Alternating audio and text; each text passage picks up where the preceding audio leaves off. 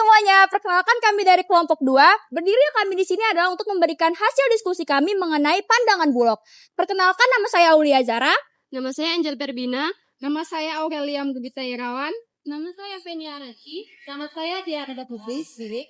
Saya Ded Betapak. Nama saya Din Saputra Nazara. Nama saya Dafa Jonathan. Stay tune ya teman-teman. See you. Bulog berperan menjaga kestabilan pangan, keterjangkauan pangan, dan juga ketersediaan pangan untuk mewujudkan tujuan dari SDGs kedua melalui pengelolaan stok, program pangan murah, dan stabilisasi harga. Bulog membantu mengurangi kelaparan, melindungi petani, serta menyalurkan pangan hingga ke daerah terpencil di Sumatera Utara. Menurut saya, Bulog mendukung ekspor beras ketika Indonesia mengalami kelebihan persediaan. Karena bisa membantu petani mendapatkan harga yang lebih baik dan menambah devisa negara. Apalagi seperti di Medan, sebagai pusat perdagangan pelabuhan Belawan, ekspor bisa meningkatkan aktivitas ekonomi daerah. Namun Bulog juga harus memastikan cadangan beras di gudang Medan dan Sumatera Utara, agar kebutuhan lokal tidak terganggu.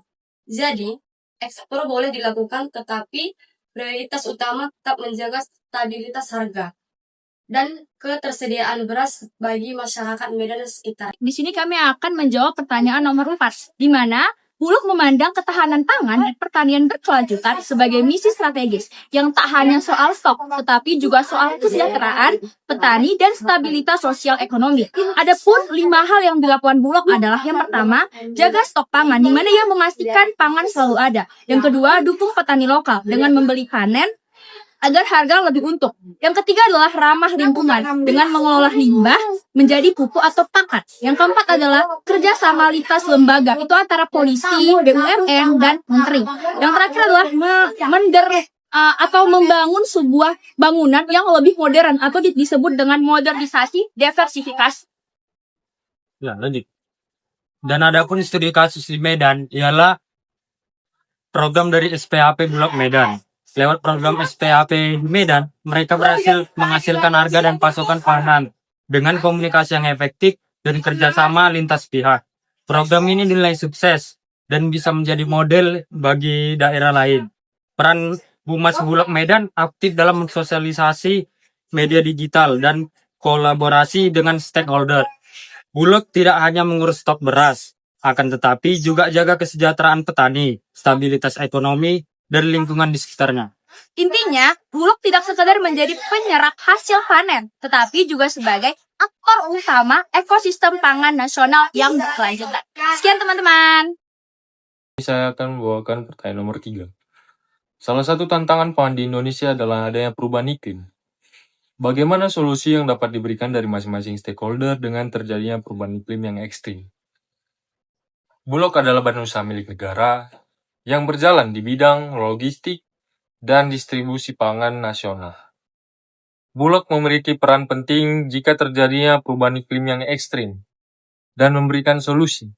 Yang pertama, penyaluran bantuan. Ketika terjadinya perubahan iklim yang ekstrim, otomatis semua bahan pangan akan naik drastis.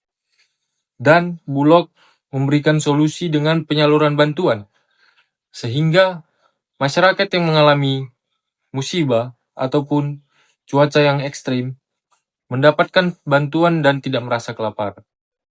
Yang kedua, stabilisasi pasar. Beras Bulog menjaga harga pasar untuk mencegah terjadinya inflasi, sehingga beras Bulog akan tetap terjangkau harganya kepada masyarakat yang membutuhkan.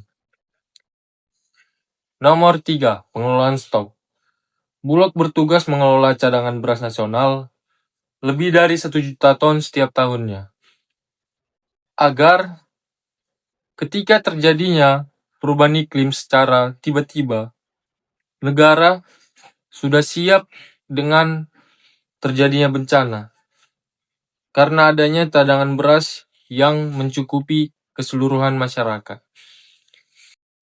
Sebagai pihak Bulog, kami menanggapi permasalahan kelaparan dan kekurangan gizi dengan berperan aktif dalam penyaluran pangan, terutama beras pada masyarakat miskin dalam program Raskin, yaitu beras masyarakat miskin.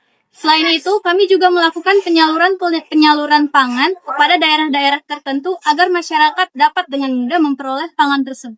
Nah, contoh kasusnya itu ada di daerah Pakpak Barat, Sumatera Utara.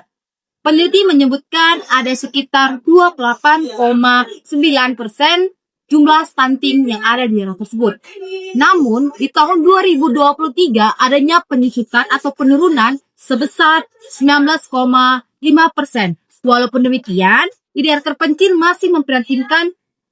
Maka dari itu, Bulog menyalurkan beras lebih murah dan bergizi di daerah-daerah terpencil melalui program Raskin. Dengan hal ini, Bulog memiliki peran yang penting dalam menjaga ketersediaan beras.